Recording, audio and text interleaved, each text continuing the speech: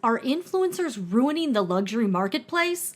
Welcome to the Sunshine Fashion Love channel. I am Jen, and this is a topic I find pretty interesting, especially amid all of the luxury brand price increases. Everyone from Louis Vuitton to Chanel to YSL and everything in between. These brands just keep coming with the price hikes. And I saw a video yesterday and I really thought it gave me a lot of food for thought, and I wanted to talk about it. But shout out to Winnie BLV because she did a really awesome video about just how influencers impact and influence the brands themselves. And I hadn't really thought about it that much, but I thought this was a very insightful video. So Winnie had a back and forth with one of her commenters, and the commenter was kind of blaming her and like other influencers for sort of how the brands respond to some of the content. So Winnie had purchased a pre-loved bag and it did not come with the strap. So she had been calling around to different Louis Vuitton SAs and asking if she could purchase a replacement part. And this commenter was accusing her of basically like driving up the prices for everybody else, or like having the brand crack down more on policies. And Winnie at first had done another video kind of clapping back at this commenter, and she ended up being able to order a replacement part for her bag. But then the commenter apparently sent her an email. The whole thing is actually a pretty good example too of how sometimes when someone comes at you, you know, you kind of take it in the worst way possible. Like you assume they're coming at you in bad faith. And I thought this was actually pretty cool that Winnie and this viewer ended up having a very mature back and forth, and they came to a better understanding of where the other was coming from. And Winnie actually did come to realize that this person had some good points. So in her video, which I will encourage, I'm not going to play the video because I want you to watch her video. And I was up in her comments because I was like, this is fascinating, girl. I love Winnie too. She's a really, I think, a great voice online for the handbag community. And she talks about a lot of very interesting topics. So Winnie had talked about how a lot of the brands are certainly watching and tracking social media to see what people are talking about, how people are using the products. And she kind of admitted that this viewer was somewhat right in that, you know, if Winnie and other influencers are talking about how they're ordering all these replacement parts and buying pre-loved bags, that perhaps brands like Louis Vuitton might not allow this in the future and might put policies in place to stop activity that they don't like. And it does seem pretty clear that these brands don't really want you to buy bags pre-loved. They, of course, want you to purchase directly from them so they get the sale. And of course, there's a lot of other things that are affecting the market. Like all of these price increases, in my opinion, I think are encouraging more replica, more fake sales, because people are like, screw this, bag's not worth it. I'll just get a wrap and, you know, for $200. So I think there's a lot of things. I think there are a lot of effects that the price increases are unintentionally causing. And, you know, a couple things people are doing, again, they are shopping more pre-loved because you can save hundreds or even thousands of dollars buying a bag from another owner versus the brand. And of course, a lot of people are also concerned about quality issues coming out of these brands.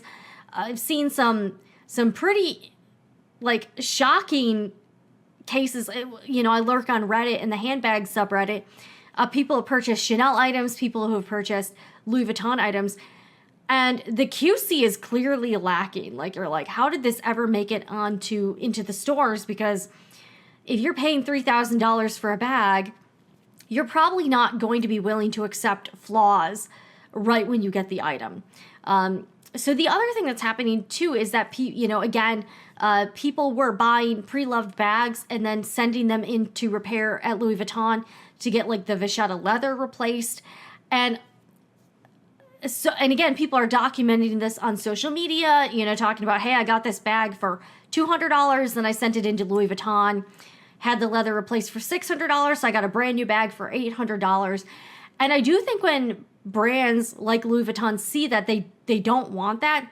So in response, Louis Vuitton hiked up significantly the prices of repairs.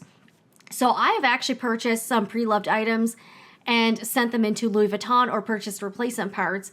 And they were willing to do that for me. I didn't have any issues. I used the app and I just sent like an email request. The first time I did it, I did do like a video chat with someone, but it's a lot easier just to do your request by email. And I don't really think the brand minds if people do that, as long as they're like paying for the repair or paying for the part. What I don't think they want is people buying pre-loved bags and expecting repairs or replacements for free.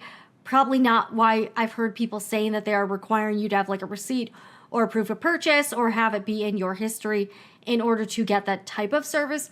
But from my own experience, I have not had any issues. They never asked me for a receipt, but these were repairs or parts that I paid for, and they were fairly expensive. One pretty important thing that Winnie really touched on, and then a couple people in her comments also did, was the fact that the brands will see what influencers are doing and then kind of change things accordingly. For instance, I'll show you two items here that I have purchased.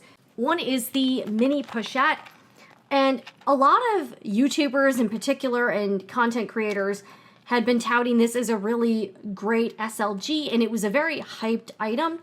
And this item used to be a lot less expensive. I believe it was in the $300 range. And by the way, everything I'm talking about is in US dollars. And it's now $745 if you buy it directly from LV. I actually got this one from Yugi's Closet for a lot less, and I was pretty happy about it. It's in like new condition, and I was pretty happy about that. But because, Winnie was kind of speculating, and some of the comments I saw are that if influencers really talk about the item, the brands are like, oh, it's very popular. If they're selling a bunch of them, like, let's hike up the price. So this is one of the items that went through exorbitant price hikes, which is like, I don't think this is worth $740. And by the way, I actually own two of these. I know it's crazy. I own one that I bought directly from LV, and then I got this one. I was like, this is a really good price. So I ended up picking this one up, and I paid way less than the boutique price. But this is one item. It's been very hyped up. People are also like turning them into bags, and also in response to people's, I think LV seeing this, they also have another version that's like $900 that it just comes with a chain so you can wear it crossbody. So it does look like brands, in particular Louis Vuitton, are seeing what influencers are doing with the products and then trying to make it so that the brand, instead of people buying their chains from elsewhere, they're making their own version and trying to sell it at like a very jacked up price. So this is one item that's been affected by the crazy price increases, and because it's been a very hyped up item. Another item she mentioned was the Neverfull. People were saying, oh, this is kind of a basic bitch entry level bag. And in turn, Louis Vuitton like pretty much doubled the price of the Neverfull in the last like decade or so. It's super expensive now, and they were trying to make it more exclusive by having you not be able to purchase it online. You have to like waitlist it or something like that. So that's another item where like LV apparently did not want that item to be seen as like a basic item. So they were trying to find ways to make it more exclusive. So that's another example. Of course, there is the toiletry pouch 26. I actually just recently got this. I haven't done a video on it, but I'm planning to. I got this from a reseller on Facebook. I got a really good price on it. So that's the only reason why I bought it. But again, YouTubers, influencers were showing how you could turn this into a handbag by adding an insert and adding chains and stuff like that. And this was like a fairly reasonably priced. I think it was like maybe around $500 when it was in store. And of course, LV doesn't want people taking reasonably affordable items and finding ways to turn them into handbags. So what does LV do? They discontinue all of the toiletry pouches, and then they release like a much more expensive toiletry pouch on chain thing. They also have a newer version that has like leather on the sides, and that one actually does look pretty cool. It's about $1,000, I believe. It's like the toilette pochette or something like that. And it's like an upgraded version of the original toiletry pouch, and they like doubled the price. And again, they also have the toiletry pouch on chain that's like this size pouch, a TP15. It comes with chains. It's like $1,700. So again, the brands are finding ways to make it impossible for you to purchase a kind of an entry-level item and use it as a handbag. They also jacked up the price of the pochette accessoire. So it does seem like these brands are responding to a lot of influencer content and then making it more difficult or cumbersome for consumers, or just making it way more expensive, or coming out with new, way pricier versions. So I thought that was a really good just concept that she was talking about. So I was up in her comment section, and one commenter, kind of was talking about this. They see like the scarcity and then the price increases, and then it's like if influencers say it's like a basic or a must-have, the brand kind of tries to cash in on that as much as possible. And this is something, so I responded to this comment because an item that I saw so I had seen a couple like old YouTube videos, like they were 2 or 3 years old, where someone was showing that they took this really kind of cute Prada nylon drawstring pouch. It was kind of one of their more like, again, entry-level item. And they found a way to turn it into a like top handle bag or a crossbody. And I actually thought it was kind of cute. I'm personally not that into Prada stuff, but this would actually be something I would do because it didn't look that like hokey. So I was like, that's a cute pouch. And because the videos were a couple of years old, these YouTubers are like, oh yeah, it's only about like $400 or something. So I was like, that's actually a pretty good price. So I went to look up the price. So I kind of talked about this.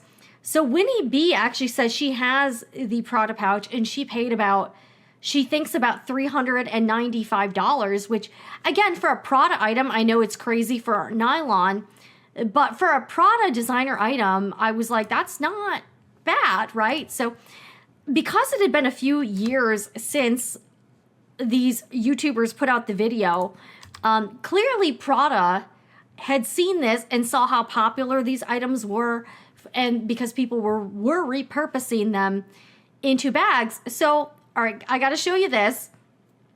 So what does Prada do? So it's, again, the videos I saw were about 2 to 3 years old. Now this same item, this is the item, it's called the Re-Nylon pouch. Check out the price. It's now $725. So that's about 40%, 40 to 45% more than a lot of the YouTubers I saw who bought it a couple of years ago. Like, look at this thing. Is this worth $725? Like, no. In fact, you can get a really nice YSL leather wristlet pouch that you can convert into, which, by the way, YSL will probably really hike up the price of those envelope clutches.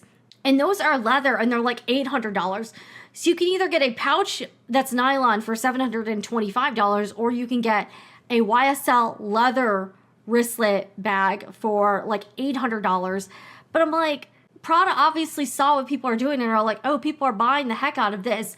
Let's jack up the price and make it way more expensive if people want to turn it into a bag. And I'm like, yeah. So it's like one of those things where for $400, that would actually seem like a fairly decent deal. But for $725, I'm like, are you kidding me? Are you kidding me, Prada? Like, it's a freaking nylon pouch. I'm like, so I do think this is another example of brands capitalizing on an item that's become popular through social media and through influencer created content. And I'm like, this is insane. But what do you guys think? Because I do think this is I do think this is a phenomenon we are seeing, and clearly the brands are paying very close attention to what people are talking about, how people are using the products.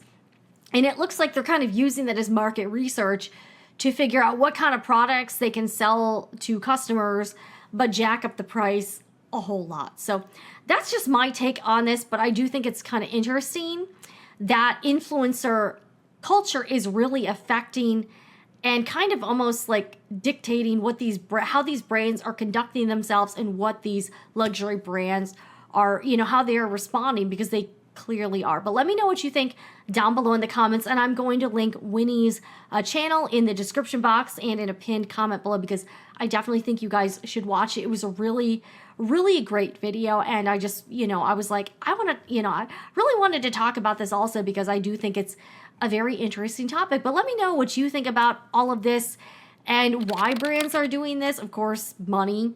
And what do you think they're gonna, like, what do you think are the next products, like influencer products, they might target next to either discontinue or make way more expensive somehow? Anyways, I'm Jen with the Sunshine Fashion Love channel, and I will see you guys again in the next one.